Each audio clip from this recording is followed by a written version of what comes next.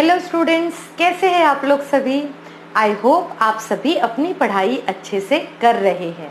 और स्टूडेंट्स जिनको भी केमिस्ट्री बहुत ज़्यादा टफ लगता है उनको मेरे वीडियोस से ज़रूर पढ़ना चाहिए।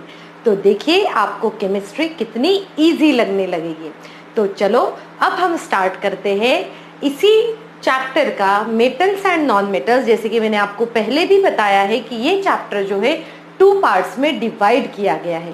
फर्स्ट पार्ट में हम स्टडी करते हैं chemical properties of metals and non metals. Second part में हम स्टडी करते हैं हमें मेटल्स कहाँ से मिलते हैं और वो क्या है, अकरेंस ऑफ मेटल्स, राइट। और अकरेंस ऑफ मेटल में हमने देखा था कि वहां पर 3 प्रोसेसेस होती है। कौन सी है वो 3 प्रोसेसेस? फर्स्ट जो होती है कॉन्सेंट्रेशन ऑफ ओर, सेकेंड जो है वो है रिडक्शन एंड थर्ड जो है वो रिफाइनिंग। तो आज जो हम पढ़ने वाले हैं वो है रिडक्शन ऑफ ओर्स, राइट। तो चलो आज का टॉपिक हम स्टार्ट करते हैं। तो टॉपिक क्या है आज का हमारा? तो टॉपिक जो है वो है reduction of ores, reduction of ores. और हम यहां लिख सकते हैं reduction of metal oxides to metal, reduction of metal oxide to metals. अब देखिए जब ये हम सेकेंड स्टेप करेंगे, ध्यान से समझिए, बहुत सारे बच्चों को ये टॉपिक जो है थोड़ा सा डिफिकल्ट लगता है। तो डिफिकल्टी को ही हम यहाँ पर इजी करके समझने वाले हैं।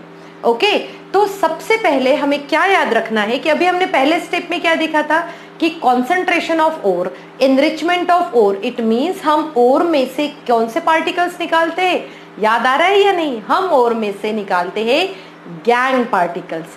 तो जब हम गैंग पार्टिकल्स निकालते हैं इट मींस हम इम्प्योरिटीज रिमूव करते हैं। After removing the impurities second step होता है reduction of that metal oxides to metal. अब देखो हम इसमें करते कैसे, हम क्या करते हैं, सबसे पहले जो है हम लेंगे यहाँ पर एक ओर। हमने क्या लिया है, एक ओर लिया है। चलो देखते हैं अभी हमने क्या लिया, एक ओर। ओर को हम सबसे पहले कन्वर्ट करेंगे मेटल ऑक्साइड में और उसके बाद में वो कन्वर्ट होगा किसी मेटल में। तो ये पूरी प्रोसेस में हम क्या स्टडी करने वाले हैं, हम ये स्टडी करने वाले हैं कि पहले कोई भी ओर जो है वो कन्वर्ट होगा मेटल ऑक्साइड में और मेटल ऑक्साइड में कन्वर्ट होने के बाद में हम उसको कन्वर्ट करेंगे मेटल में। और ये भी मेटल जो यहाँ पर हमें मिलेगा वो कैसे रहेगा, इम्प्योर। यहाँ पर जो मेटल मिलेगा हमें वो रहेगा इम्प्योर। तो चलो अब हम स्टडी करते। हमने एक्टिविटी सीरीज में देखा था कि मेटल्स जो है हमने उसको डिफरेंट वे में कैटेगराइज किया है। तो इसी प्रोसेस को हम ये कहते हैं, हम इसको स्टडी करेंगे अंडर 3 हेडिंग्स। अब वो 3 हेडिंग्स कौन कौन सी है देखो। अभी हम सबसे पहले जो करेंगे, हम स्टडी करेंगे metals of low reactivity, metals of low reactivity. Low reactivity में कौन आ जाएगा, गोल्ड आएगा, उसके बाद में सिल्वर आएगा, फिर मर्क्यूरी आएगा, राइट, साथ में कॉपर भी आएगा। ये सभी मेटल्स कौन से आ जाते हैं, लो रिएक्टिव मेटल्स में आ जाते। तो हम ये स्टडी करेंगे कि इन मेटल्स का हम रिडक्शन किस तरीके से करने वाले हैं। सेकंड जो है वो हम स्टडी करेंगे वो होता है metals of moderate reactivity, metals of moderate reactivity. अब मेटल्स ऑफ मॉडरेट रिएक्टिविटी जो है इसमें हम क्या करेंगे, देखो इसमें जो हम स्टडी करेंगे वो मेटल होगा जिंक, मैग्नीशियम, राइट। और हम कह सकते हैं ऐसे सिर्फ ये 2 ही नहीं, उस कैटेगरी में काफी सारे मेटल्स आते हैं जैसे कि निकल, देन लेड, ये सभी मेटल्स इस कैटेगरी में आते हैं। और साथ में ही हम लास्ट में स्टडी करेंगे metals of high reactivity, metals of high reactivity, right. So metals of high, इसमें हम एल्यूमिनियम भी स्टडी करेंगे। अब मेटल्स ऑफ हाई रिएक्टिविटी में कौन आता है? Sodium, potassium, calcium. सो ये जो हमारे मेटल्स तीन अलग अलग कैटेगरीज में क्लासिफाई किए गए हैं, इन्हीं मेटल्स को हम स्टडी भी वैसे ही करेंगे। तो चलो अब हम स्टार्ट करते हैं। फर्स्ट जो है वो है मेटल्स ऑफ लो रिएक्टिविटी। तो मेटल्स ऑफ लो रिएक्टिविटी में हम क्या देखेंगे? मेटल्स ऑफ लो रिएक्टिविटी, और हम फर्स्ट टॉपिक ये कर लेंगे, reduction of metals of low reactivity. अब ये जो मेटल्स जो है इनकी रिएक्टिविटी लो होने की वजह से ये क्या होते हैं? इनको सबसे पहले हमें, अच्छा ये क्या होते हैं? ये कम रिएक्ट होते हैं, तो इसीलिए ये ज्यादा रिएक्ट नहीं करते। तो हम सबसे पहले किसी भी ओर को किस में कन्वर्ट करेंगे? हम इस ओर को मेटल ऑक्साइड में कन्वर्ट करेंगे, फिर मेटल ऑक्साइड से किस में कन्वर्ट करेंगे? हम उसको इम्प्योर मेटल में कन्वर्ट करेंगे। और आज जो हम स्टडी करने वाले हैं, आज जो हमें एनसीईआरटी में जितना दिया है उसके अकॉर्डिंगली हम सबसे पहले स्टडी करेंगे ओर ऑफ मर्क्यूरी। हम किसका स्टडी करेंगे? Ore of mercury. और सेकंड जो हम स्टडी करने वाले हैं वो है ore of copper. Ore of mercury and ore of copper. अब देखो, ओर ऑफ मर्क्यूरी जो होता है इसका नाम होता है सिन्नाबार। याद रखना है हमें अच्छे से, इसका नाम क्या होता है? सिन्नाबार होता है। ओर ऑफ कॉपर का नाम क्या होता है? ओर ऑफ कॉपर का नाम होता है कॉपर ग्लांस। क्या नाम है ओर ऑफ कॉपर का? Copper glance. तो चलो अभी हम इसके रिएक्शंस देखते हैं प्रॉपरली। तो रिएक्शंस देखने के लिए हमें सबसे पहले कौन सा कॉन्सेप्ट पता होना चाहिए? Ore to metal oxide, metal oxide to metal. तो हमारे पास सिन्नाबार है, तो सिन्नाबार का फॉर्मूला क्या होता है? सिन्नाबार, सिन्नाबार का फॉर्मूला क्या होता है? HgS। हमने नेम क्या कहा इसका? इसका नेम होता है सिन्नाबार। इसका हम केमिकल नेम भी लिख सकते हैं। केमिकल नेम क्या होगा? Mercurous sulphide. जब आप इसको हीट करते हो इन द प्रेजेंस ऑफ ऑक्सीजन, हम क्या कर रहे हैं? इन द प्रेजेंस ऑफ ऑक्सीजन जब इसको हीट करते हैं तब ये बनाता है HgO, और साथ में ही ये बनाएगा SO2 गैस रिलीज करेगा। ओके, देखो इसको समझने के लिए हमने पहले एक ओर लिया और ओर को किस में कन्वर्ट किया? मेटल ऑक्साइड को। ये मर्क्यूरी का ओर था तो हमने किस में कन्वर्ट किया? इसको मर्क्यूरिक ऑक्साइड में कन्वर्ट कर दिया है। इसका नाम क्या होगा? Mercuric oxide. तो जब हमने इसको कन्वर्ट कर दिया है, अब चलो इस, ये बैलेंस तो है नहीं रिएक्शन, इस रिएक्शन को बैलेंस कर लेते हैं हम। इस रिएक्शन को जब बैलेंस करेंगे इस तरीके से, ओके। अब हमारे पास क्या है? Second equation. अब हमने सेकेंड इक्वेशन में क्या किया है? हमने यहाँ से मर्क्यूरिक ऑक्साइड लिया। क्यों? क्योंकि हमें मेटल ऑक्साइड से किस में कन्वर्ट करना है? उसको मेटल में। इसको फिर से हमने हीट किया। या तो हम ये ऐसा साइन दिखा सकते हैं, या तो हम सीधे सीधे क्या लिख सकते हैं? हीट लिख सकते हैं। जब आप इसको हीट करोगे तब ये कन्वर्ट होगा Hg+O2 में। तो इस तरीके से हमें यहाँ पर क्या मिला है? हमें यहाँ पर मिला है मेटल। और बट ये मेटल कैसा है? ये मेटल इम्प्योर है। तो अभी हम अपने ये जो हमारा एक प्रोसेस है, इसी प्रोसेस को जो है, यहाँ तक के जो हमारा प्रोसेस है, इसी प्रोसेस को हम फॉलो करने वाले। क्या? पहले ओर से मेटल ऑक्साइड, और मेटल ऑक्साइड से फिर इम्प्योर मेटल। सो स्टूडेंट्स, ये रिएक्शन हमें अच्छे से याद रखनी है। चलो अब हम देखते हैं दूसरी रिएक्शन, कि दूसरी रिएक्शन में मेटल को एक्सट्रैक्ट कैसे किया जाता है। तो यहाँ पर क्या है? हमारे पास ओर ऑफ कॉपर है, जिसे हमने क्या कहा है? कॉपर ग्लांस कहा है। तो हमें कॉपर ग्लांस का फॉर्मूला भी पता होना चाहिए। और जब हम कॉपर ग्लांस का फॉर्मूला क्या होता है? कॉपर ग्लांस का फॉर्मूला आता है Cu2S, राइट। ये क्या हुआ? ये है क्या? ये है ओर, जिसे हम कहते हैं कॉपर ग्लांस। ये ओर का नाम है। जब आप इसी ओर को, अब हम क्या करेंगे? इसी ओर को हिट करेंगे। किसके प्रेजेंस में? ऑक्सीजन के प्रेजेंस में। जब आप इस ओर को ऑक्सीजन के प्रेजेंस में हिट करते हैं तब यहाँ पर मिलता है हमें Cu2O। क्यों? क्योंकि ओर और साथ में मेटल ऑक्साइड, ओर से क्या मिला हमें, मेटल ऑक्साइड, और साथ में ही हमें यहाँ पर मिलेगी SO2 गैस। और ये इक्वेशन बैलेंस नहीं है, बैलेंस करना है आपको। I hope everybody knows how to balance a chemical equation. ठीक है, तो फिर हमने फिर से देखा, हमने एक ओर लिया, ओर से किस में कन्वर्ट किया, इसको ऑक्साइड में कन्वर्ट किया। अब हम ऑक्साइड से इम्प्योर मेटल में कन्वर्ट करेंगे। कैसे करेंगे, देखो Cu2O और साथ में ही Cu2O को रिएक्शन करवाएंगे Cu2S के साथ, और जब ये इसके साथ रिएक्शन होगी तब यहाँ पर मिलेगा हमें कॉपर एज अ मेटल, और साथ में ही वहां पर SO2 गैस भी रिलीज होगी। तो यहाँ पर देखो हमें ये क्या मिला है, इम्प्योर मेटल मिला है। तो इस रिएक्शन में भी हमने मेनली क्या यूज किया था, हीट, और यहाँ पर भी हम यूज करते हैं हीट। तो यहाँ पर चलो इक्वेशंस तो बैलेंस नहीं है, इस इक्वेशन को बैलेंस कर लेते हैं हम। तो यहाँ पर कैसे हुआ, यहाँ पर जब हम इक्वेशन बैलेंस करेंगे तो इसको 2 कर लेते हैं, फिर यहाँ पर ये Cu2 हो गया है, और साथ में ही इसको भी 2 करना पड़ेगा, और ये हो गया है फिर आपका 6, और यहाँ पर आ जाएगा 2। Okay, now this reaction is balanced. Is it balanced? Okay, this 2 is not required here. Okay. And this 2 is then required? No. Okay. Now this is the balance equation. Okay. So यहाँ पर हमने क्या देखा है, ध्यान से समझो।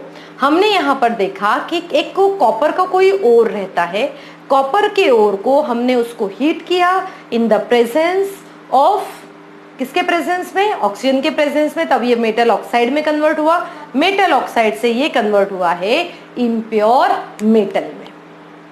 So student समझ में आया या नहीं आया? सो ये जो पहली जो हमारी स्टेप है कि how to convert metals of low reactivity to the impure metal. चलो अब हम स्टार्ट करते हैं सेकेंड स्टेप से। अब सेकेंड स्टेप में क्या करते हैं हम, सेकेंड स्टेप में जो है हम लेंगे मेटल्स ऑफ मॉडरेट रिएक्टिविटी। तो चलो मेटल्स ऑफ मॉडरेट रिएक्टिविटी लेते हैं और उनका रिडक्शन देखते हैं। Reduction of metals of moderate reactivity, moderate reactivity. अब ये समझने से पहले हमें 2 टर्म्स समझना बहुत ज्यादा जरूरी है, और वो दोनों टर्म्स कौन कौन सी है, चलो देखते हैं। फर्स्ट टर्म जो है वो टर्म है कैल्सिनेशन, और सेकंड जो टर्म है वो है रोस्टिंग। अब देखो कैल्सिनेशन और रोस्टिंग होता क्या है, ध्यान से समझो इसको। कैल्सिनेशन क्या होता है, it is a process when ore is heated in the limited supply of air. And second one जो है रोस्टिंग मीन्स क्या, ore is heated in the excess or in the presence of air. So ore is supplying, ore is heated. So ये 2 word जो है वो हम often use करते हैं। कौन कौन से वर्ड्स है वो, कैल्सिनेशन और रोस्टिंग। कैल्सिनेशन और रोस्टिंग जो है ये हमें कैसे समझ में आता है, हमने क्या कहा, अगर मैंने किसी ओर को हीट किया है किसके प्रेजेंस में, एयर के प्रेजेंस में, बट कैसा सप्लाई कैसे, बहुत ही कम है, लिमिटेड सप्लाई, तो हम क्या कहेंगे उसके लिए, कैल्सिनेशन। अगर मैंने रोस्टिंग, उस ओर को बहुत ज्यादा एयर के प्रेजेंस में अगर उसको हीट किया गया है तो उसे कहा जाता है रोस्टिंग। तो ये टर्म्स को बहुत ही अच्छे से हमें याद रखना है। और एक और चीज हम याद रखेंगे कि कैल्सिनेशन जो है, कैल्सिनेशन हमेशा यूज किया जाता है कार्बोनेट ओर्स के लिए। कौन से ओर्स के लिए हम यूज कर रहे हैं? Carbonate ores. और ये जो ओर्स है ये कौन से ओर्स है? ये जो है ये होता है सल्फाइड ओर्स के लिए। तो हम इसको शायद ये क्लियर नहीं है तो इसको फिर से लिख लेते हैं। तो ये कौन से ओर्स के लिए यूज होता है? कार्बोनेट ओर्स के लिए। ये कौन से ओर्स के लिए यूज होता है? ये होता है सल्फाइड ओर्स के लिए। सो स्टूडेंट समझ में आए या नहीं? हमने कौन से टर्म्स यूज किए? हमने टर्म यूज किए हैं कैल्सिनेशन एंड रोस्टिंग। तो कैल्सिनेशन मीन्स क्या होता है? ओर इज हीटेड। जब किसी ओर को एयर के लिमिटेड सप्लाई में या फिर इवन एब्सेंस ऑफ एयर में हीट किया जाता है तब उसे हम कहते हैं कैल्सिनेशन। और ऑफन ये किसके ओर के लिए यूज किया जाता है? कार्बोनेट ओर के लिए। तो सी ऐसे याद रखना है उसको। रोस्टिंग किसके लिए यूज होता है? सल्फाइड ओर्स के लिए। और ये ओर कैसे होते हैं? ये ore is heated in the excess और in the presence of air. Okay, समझ में आ रहा है ये? Okay, now let's see that next one. अब हम देखेंगे कि इसमें जो एलिमेंट्स है उसको रिड्यूस कैसे करते हैं। जैसे ओर लिया, ओर के साथ में हम क्या करेंगे? किसमें कन्वर्ट करेंगे उसको? मेटल ऑक्साइड में। मेटल ऑक्साइड से फिर किसमें कन्वर्ट कर रहे हैं हम इसको कन्वर्ट कर रहे हैं मेटल में। तो देखो हम कैसे करते हैं। हम यहाँ पर कन्वर्ट करेंगे। सबसे पहले तो मैं यहाँ पर एक ओर लेती हूँ। हमने जिंक का कार्बोनेट का हमने एक ओर लिया और इस ओर का अगर आपने नाम कहीं पर सुना है ज्योग्राफी या हिस्ट्री में तो आपको पता होगा कि इसका नाम वैसे तो जिंक कार्बोनेट है बट इस ओर का नाम क्या होता है? कैलामाइन। कौन सा ओर है ये? इस ओर का नाम है कैलामाइन। तो इस ओर में हम क्या करते हैं? इस ओर में हमने ओर को क्या करना है? पहले हीट करना है in the limited supply of air. तो हमने क्या किया? इसको हीट किया है। हीट लिखा हमने। और जब आप इसको लिमिटेड और इवन एब्सेंस ऑफ एयर में जब आप इसको हीट करते हैं तो ये निकल जाता है as a ZnO plus CO2। तो इट मीन्स ये अब किस में कन्वर्ट हुआ है? यहाँ पर जो ये कन्वर्ट हुआ है ये हुआ है कन्वर्ट आपके मेटल ऑक्साइड में। तो ये प्रोसेस कौन सी हुई? जल्दी से बताओ ये प्रोसेस कौन सी है? ये प्रोसेस जो है ये है कैल्सिनेशन प्रोसेस। कौन सी प्रोसेस है ये? Calcination process. और अब हम देखते हैं सल्फाइड ओर्स का। जैसे कि हमने एक लिया और वो भी जिंक का ही है। ये जिंक का पहले कैलामाइन ओर होता है और इस ओर को हम कहते हैं जिंक ब्लेंड। क्या कहते हैं हम इसको? जिंक ब्लेंड कहते हैं। तो इस ओर में क्या हो रहा है? देखो ध्यान से, ये जो ओर है इस ओर में हमने क्या किया है? इस ओर को भी हम हीट कर रहे हैं। किसके प्रेजेंस में कर रहे हैं? ऑक्सीजन के प्रेजेंस में कर रहे हैं इसको हीट। और जब आप इसको ऑक्सीजन के प्रेजेंस में हीट करते हैं, हमने क्या कहा? प्रेजेंस और एक्सेस ऑफ ऑक्सीजन और एक्सेस ऑफ एयर। तब ये भी किस में कन्वर्ट होगा? ये भी कन्वर्ट होगा ZnO प्लस SO2 में। तो इन दोनों सिचुएशन में जो है हम ये देखेंगे, इन दोनों सिचुएशन में यहाँ पर जो बना है वो क्या है? Zinc oxide. तो मेटल ऑक्साइड तो बनकर रेडी है। और मेटल ऑक्साइड जब बनकर रेडी है तो कौन से प्रोसेस से रेडी है ये? या तो कैल्सिनेशन से या फिर रोस्टिंग से। तो कैल्सिनेशन प्रोसेस कौन सी हुई है? ये प्रोसेस कौन सी है? कैल्सिनेशन। ये प्रोसेस कौन सी है? रोस्टिंग। इसको रोस्टिंग क्यों कहा? क्योंकि ये प्रेजेंस और एक्सेस ऑफ एयर में है। इसको कैल्सिनेशन क्यों कहा? क्योंकि ये एब्सेंस ऑफ एयर या फिर लिमिटेड सप्लाई। आप सिर्फ जिंक का ही नहीं, किसी भी मेटल का, कार्बोनेट का अगर ओर है तो हम प्रोसेस करेंगे कैल्सिनेशन। अगर सल्फाइड का ओर है तो हम उसे कहेंगे कि वो किस प्रोसेस से हुआ है? रोस्टिंग प्रोसेस से हुआ है। I hope student you understood कि हमने उस ओर को मेटल ऑक्साइड में कन्वर्ट कर लिया है। अब हमें मेटल ऑक्साइड को मेटल में कन्वर्ट करना है। तो जब मेटल ऑक्साइड को इम्प्योर मेटल में कन्वर्ट करना है तो हमें रेड्यूसिंग एजेंट यूज करना पड़ता है। हमें क्या यूज करना पड़ता है? Reducing agent. जैसे कि यहाँ पर हम क्या यूज करते हैं? कार्बन या फिर कोक जो है हम यूज करते हैं एज अ रिड्यूसिंग एजेंट। और ये कन्वर्जन होता है फिर Zn प्लस CO, और इस तरीके से हमारे पास में एक इम्प्योर मेटल जो है वो आ जाता है।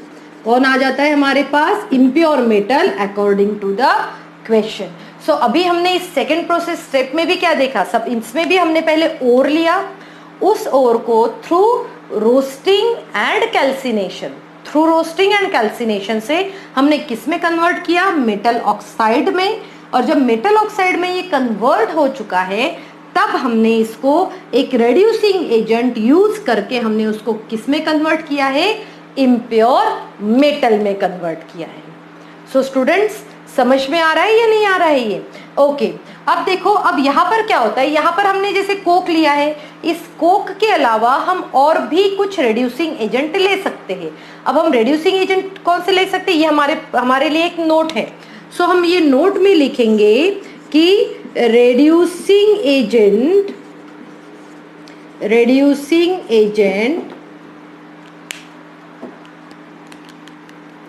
हम इसमें रेड्यूसिंग एजेंट कौन से लिख सकते हैं? रेड्यूसिंग एजेंट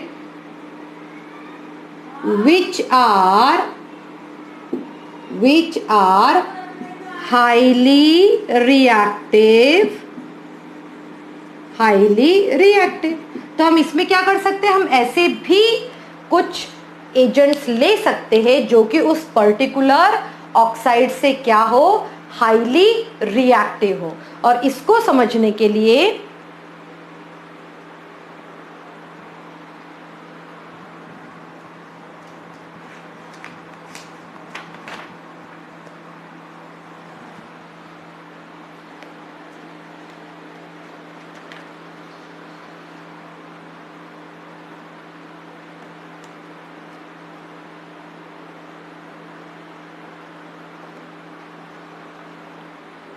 तो हम यहाँ पर क्या ले सकते हैं? एक हाईली रिएक्टिव मेटल्स ले सकते हैं। अब देखो, इसके समझने के लिए मैं एक आपको यहाँ एग्जाम्पल बताती हूँ।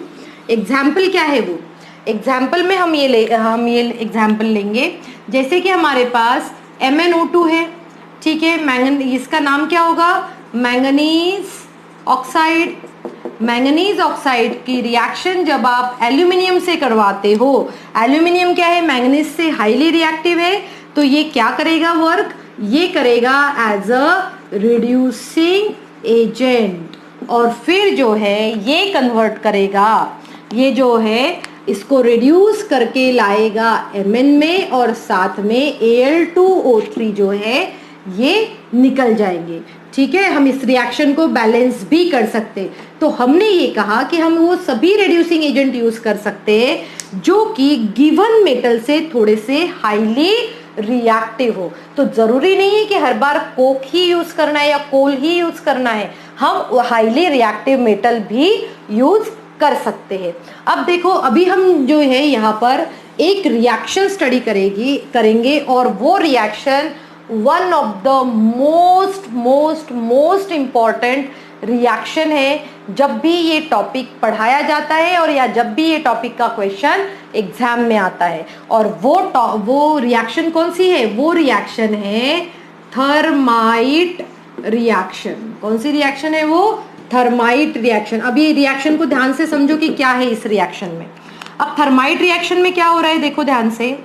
थर्माइट रिएक्शन जो है, ये रिएक्शन, इसमें क्या करते हैं हम? सबसे पहले तो ये देखो, ये रिएक्शन यूज किसके लिए होती है? It is used, this reaction is used for joining cracked railway tracks और क्रैक्ड मशीन्स और मशीनरी पार्ट्स। और ये most of the time railway tracks को रिपेयर करते वक्त ये रिएक्शन का यूज होता है। रिएक्शन क्या है, ध्यान से समझो। रिएक्शन में हम क्या ले रहे हैं? Fe2O3। ये क्या है? एक आयरन का ऑक्साइड है।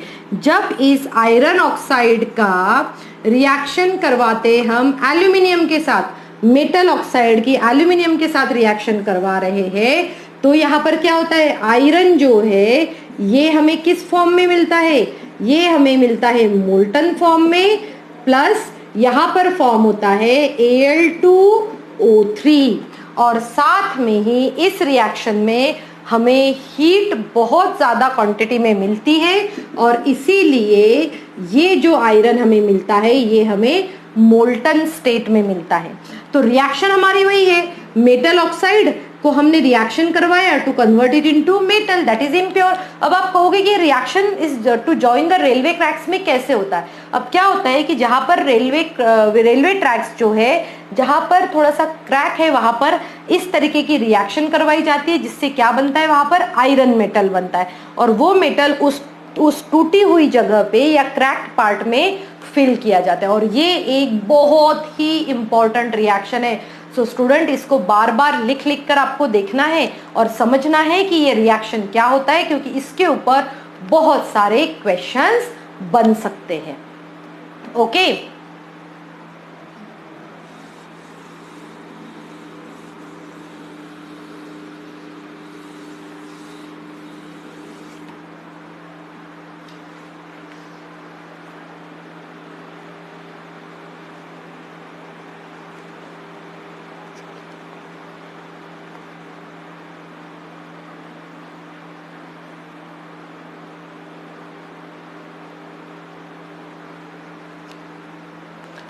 ओके। सो थर्ड टॉपिक कौन सा है? थर्ड जो है वो है reduction of high reactivity metals. Reduction of high reactivity metals. अब ये देखो, ये जो हाई रिएक्टिविटी मेटल्स है उनका रिडक्शन कैसे होता है? तो इसके लिए जो प्रोसेस यूज होती है वो होता है इलेक्ट्रोलाइटिक रिडक्शन। कौन सा रिडक्शन होता है उनके लिए? Electrolytic reduction. अब ये इलेक्ट्रोलाइटिक रिडक्शन में हम क्या करते हैं? इलेक्ट्रोलाइटिक रिडक्शन में हम क्या करते हैं, उस जैसे कि हमने पता है कि ये मेटल्स की रिएक्टिविटी कैसी बहुत हाई है, तो इट मीन्स वो एयर में, एटमॉस्फेयर में अपने आप रिएक्ट होकर वो मेटल ऑक्साइड में तो कन्वर्ट कर ही लेते हैं अपने आप को। अब ये मेटल ऑक्साइड से उसको किस में कन्वर्ट करना रहता है? प्योर इम्प्योर मेटल में कन्वर्ट करना है। तो इम्प्योर मेटल में जब ये कन्वर्ट करते हैं तो उसके लिए प्रोसेस क्या होती है? Electrolytic reduction.